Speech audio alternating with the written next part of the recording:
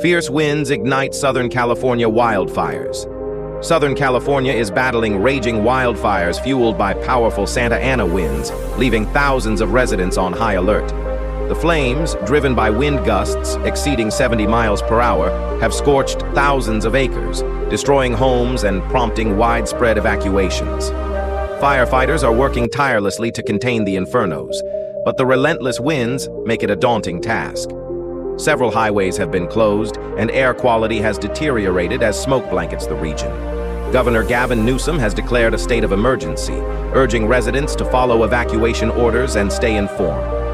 As the situation unfolds, communities are coming together to support one another in these challenging times. Stay tuned for real-time updates on this developing crisis.